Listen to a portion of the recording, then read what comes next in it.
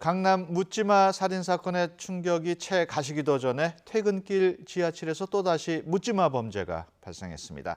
침을 뱉지 말라는 청소원의 말에 격분해서 흉기를 휘두른 건데 이른바 묻지마 범죄. 백기정 전 수서경찰서 강력팀장과 함께 짚어보겠습니다. 안녕하십니까? 네, 안녕하십니까? 이번에 좀 충격적입니다만 그렇습니다. 유동인구가 많은 서울 그렇습니다. 지하철에서 흉기 난동 사건이 발생했는데 예. 먼저 어떤 사건인지 좀 정리해 주시죠. 지난 5월 25일 날 저녁 8시가 넘어서 이제 퇴근 러시아워 때 사람들이 굉장히 많은 사람들이 2호선 전철을 타고 퇴근 무렵인데 예. 대림 전철역 종합 간제 사무소에 바로 이제 이런 지령이 떨어집니다. 지금 예. 대림동으로 향하는 전철역 쪽에 2호선 전철 두 번째 칸에 흉기를 든 사람이 난동을 부리고 있다. 예. 그래서 이제 부역장이라는 분하고 사회공익근무 요원이 함께 이제 현장을 나옵니다. 예, 지금 화면에 예, 보이는 근데 이제 거군요. 차가 멈추자 지금 저 범인이 49세 된 남성인데 예. 흉기 2cm 흉기를 들고 무자비하게 이제 뭐 휘두르면서 그래서 네. 이제 승객들은 전부 대피를 하고 있는데 결국은 부역장과 그 사회공익근무 요원이 유인을 합니다. 대합실 쪽으로. 예. 그래서 승객의 그 안전을 보호 조치를 하고 그다음에 뒤쪽에서 등을 발길로 차서 결국 제압을 해가지고 이제 흉기를 뺐고 예. 그다음에 5분 안에 출동한 경찰이 인계를 하는 그런 사안이었습니다. 예. 저 흉기를 휘두른 그 남성 경찰 진술을 보니까 네.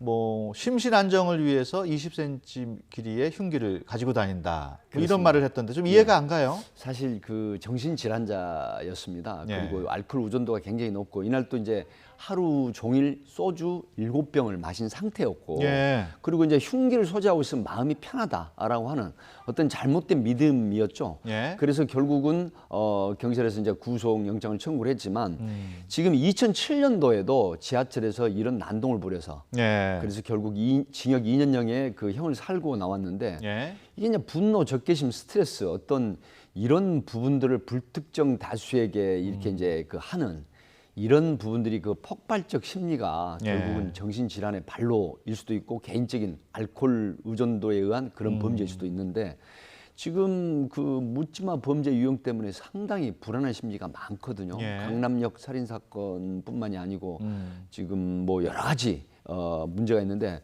대표적인 게 보면요 몇 가지가 있습니다. 예. 그 2010년 12월 5일 서울 명문대를 다니다가 적응을 못하고 미국 뉴욕 주립대를 다닌 상태에서 또 역시 적응을 못하고 돌아왔는데 게임에 예. 중독이 돼서 아. 결국 2010년 12월 5일로 전 기억을 하는데 그때 아침 6시경에 흉기를 들고 나와서 지나가는 여성을 26세 된 예. 여성을 살해한 경우도 있고요. 예. 또 얼마 전에는 그 버스를 탔는데 갑자기 앞좌석에 탄 분이 자기를 보고 웃는다 그래서 예. 또 그 휘둘러 가지고 중상을 입히는 사례도 있고요. 지금 이런 어떤 그 내곡동의 예비군 총기 사건 기억하시죠? 예. 이런 거 또 수원역 PC방에서 괜히 아무 잘못된 인과관계가 없는 사람을 또 흉기로 휘둘러서 한 명을 사망하고 3명 부상하게 하는 예. 이런 묻지마 유형 범죄가 지금 매년 50건씩 나오고 있거든요. 예. 정말 여기에 대한 대책이 이제는 시급하게 마련이 된다는 예. 그런 분석이 나오고 있습니다. 조금 전에 그 화면으로 본 그 지하철 흉기 난동범은 네. 전과만 16범이에요. 네, 전과 16범인데 사실 그 처벌을 받고 나오게 되면 예. 지금 시스템이 소위 말하면 특정한 범죄에 대해서는 보호 관찰 제도가 있어서 뭐 조직폭력배도 그 관리대상 조폭이 있거든요. 예. 그리고 이제 그 특정한 범죄는 또 관찰관 제도가 있는데 이런 분들은 보호 관찰이라든가 어떤 다른 특정한 어떤 대응 시스템이 없는데 예. 문제가 있어서 이런 범죄를 또 재발하게 된 것이죠. 앞서 그 묻지마 범행 여러 사례를 쭉 설명해 주셨는데 그런 사례들은 특별한 그 범행 원인을 찾기는 힘든 거죠. 사실은 그 묻지마 유형이라고 하는 건 본인의 어떤 질환이나 알코올 의존도나 아니면 본인의 어떤 그 스트레스, 분노, 적개심 예. 이런 부분들이 내재돼 있다가 어느 순간에 이게 이제 폭발이 되는 거거든요. 하기 때문에 물론 전조 증상은 있습니다. 예. 괜히 다른 사람에게 시비를 걸어서 과격한 행위를 하거나 아니면 혼자서 어떤 물건을 뭐 파손, 파괴하는 그런 버릇이 나오거든요. 예. 이런 부분이 있는데 사실 체계적인 부분이라고 볼 수는 없거든요. 예. 그래서 사실 묻지마 범죄에 그런 어떤 마음을 가지고 있는 사람을 골라내긴 상당히 어렵다 그렇게 보는 그렇군요. 것이죠. 그 서울 지하철 흉기 난동 사건 전 앞서서 부산에서도 그 묻지마 범죄가 그렇습니다. 발생을 했습니다. 네. 특히 낮에 발생을 해가지고 충격을 주고 있는데 그렇습니다. 이 사건. 범행도 52세 된 남성인데 지나가는 78세 된 할머니, 예. 그다음에 22세 된 여성을 그 가로수 지지대를 뽑았는데 길이가 1m에다가 지름이 10cm 정도 되거든요. 예. 이걸로 정말 그 무자비한 그런 가격, 그 폭력을 행사를 해서 예. 결국은 두 분이 다 중상을 입고 병원에 지금 치료를 하고 있는 상태거든요. 예. 그렇다고 하면 이제는 도대체 지나가는 사람이 묻지마 범행을 할 수도 있지 않을까 하는 예. 그런 의구심이 드는 사회, 이상 예. 범죄가 지금 상당히 고조되고 있다 하는 측면에서 예. 그래서 제가 지금 사회적인 병리 현상이고 불안한 심리가 번지고 있다 그렇게 예. 말씀드린 거죠. 부산의 경우에는 피해자가 모두 여성들인데 네. 이 공교롭게도 이게 여성으로 나왔습니다만 이게 여성만 타겟으로 한 걸까요?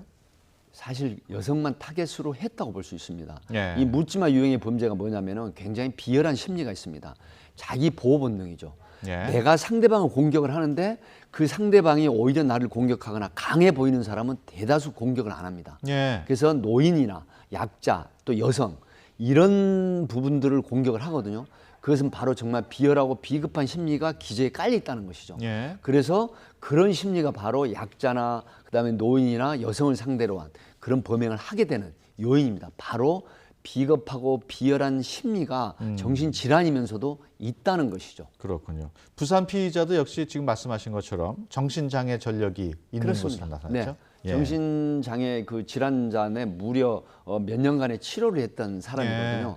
그래서 이런 부분이 이제는 앞에 말씀을 드렸지만 정신질환의 범행은 처벌만 받고 나오면 끝나는 게 아니라 강남역의 묻지마 살인 사건도 19개월에 그 김모 씨가 치료를 받았지 않습니까? 예. 그런데 본인이 약을 복용하지 않고 치료를 중단해 버리면 언제 저런 끔찍한 범행을 할지 모른단 말이죠. 역시 네. 부산 사건도 마찬가지고 이런 측면에서 이제 제가 잠깐 말씀을 드리면 자 저는 의사가 치료를 하다가 처방을 받아가지 않거나 또 가족도 이런 어떤 약을 중단하는 사례가 있다고 하면 예. 이 정신질환자의 인권도 중요하지만 또 다른 사람의 인권도 중요하거든요. 그러니까 본인 스스로 본인 인권, 다른 사람의 인권, 가족의 인권 모든 게 바로 적법한 합리적인 치료를 해야 됩니다. 예. 그렇지 않은 경우에는 이러한 유형의 범죄가 계속 생기기 때문에 모든 사회적인 그런 어떤 공기 역할을 하는 것은 서로 관리형 이런 범죄를 막기 위한 그런 대책이 바로 예. 있는데 의사가 이런 처방을 받아가지 않고 치료를 중단하는 사람은 바로 신고를 하는 이런 제도 예. 또 가족도 스스로 신고해 주는 제도 이런 게 도입될 필요가 있다고 봅니다. 예. 보다 근본적인 대안은 없을까요? 사실 근본적인 대안은 제가 말씀드린 거거든요. 정신질환의 범죄는 정신질환을 앓고 있는 사람의 인권적인 측면이 강합니다. 하지만 지금 조현병이라는 사실 현악계 줄을 고른다. 근데 현악계 줄을 고르지 못하면 이상범죄가 생기거든요. 예. 그렇다고 하면 우리나라의 50만 정도, 인구의 1% 정도가 이 조현증을 앓고 있다고 합니다. 야. 그러면 지금 작년 경우에 10만 4천 명 정도, 나머지 40만에 가까운 사람은 치료를 안 하고 있다는 것이죠. 뭐냐? 예. 정신신경과에 다니면 저 사람 정신병자라는 이런 어떤 본의 아닌 애곡된 지탄 이런 게 사실은 정신신경 치료를 하는데 또 주저한다는 것이죠. 예. 이제는 인식을 바꾸고 정말 이런 대책이 있어야 이런 유형의 범죄를 막을 수 있다. 바로 근본적인 대책이 바로 저는 이렇게 봅니다. 예. 원영이 사건으로 좀 화제를 바꿔보겠습니다. 3개월 동안 화장실에서 7살 아이에게 뭐 찬물하고 락스를 뿌리고 학대를 그렇습니다. 했고 그것도 모자라서 시신을 안매장한 그런 비정한 부모에 대한 첫 공판이 열렸는데 그렇습니다. 그 2명 모두 살인에 대해서는 부인을 했어요. 그렇습니다. 아동학대 치사에 또 살인의 고의가 있다 하는 그 기소 부분에 대해서는 전혀 고의성이 없다라고 이렇게 변명을 했고요. 나머지 예. 이제 아동 학대라든가 그다음에 아동 복지법이라든가 이런 부분을 인정을 했습니다. 예. 하지만 어쨌든 반성하는 기미가 별로 없다는 것이 지금 재판정을 서치한 그 보도의 내용인데 예. 사실 이런 부분에 있어서는 아직도 그 사망한 원영이에 대한 어떤 아픔보다는 본인들의 어떤 안위를 먼저 걱정하는 게 아닌가 예. 싶습니다. 그 숨진 원영이의 계모 경우에는 반성문을 뭐 4차례나 썼는데 그렇습니다. 친부 경우에는 또 한 번도 안 썼다는 게 좀 이상해요. 지금 그 신모 씨 이 아버지의 마음을 저도 지금 이해를 못 하고 있는데 물론 예. 그 재판부에 반성문을 쓴다고 하는 건 내가 반성을 하고 있고 선처를 바란다는 의미이기 때문에 예. 계모 입장에서는 썼겠지만 아마 이런 측면에서 내가 뭔가 외형적인 그런 형식의 반성문을 쓰는 게 좀 부끄럽다라는 생각을 혹여 하지 않았을까. 예. 왜 그러냐면 계모는 4번의 반성문을 제출했지만 진짜 친부는 제출을 하지 않았거든요. 예. 이런 측면은 그 심리가 아마 좀 스스로 부끄러워하는 그런 심리가 있지는 않았을까 예. 하는 생각은 듭니다. 그 이번 사건의 또 다른 피해자인데 그 원영 군의 누나 그렇습니다. 10세 된. 예, 기도문이 공개됐는데 네. 그 기도문을 보면은 그 아버지를 구원해 달라 뭐 이런 식으로 해가지고 조금 아버지에 대해서 동정심을 일으키게 하는 글을 썼어요. 이 계모하고 이제 동거를 같이 하는 중에 같이 있었죠. 원영이하고 그 10세 된 딸이거든요. 예. 그런데 이제 계모 얘기는 전혀 언급이 없습니다. 일기장에. 예. 근데 그 10세 된 누나의 변호사분이 법정에서 이제 이걸 공개를 한 것입니다. 예. 근데 아버지를 구원해 주시고 동생을 구해 주십시오.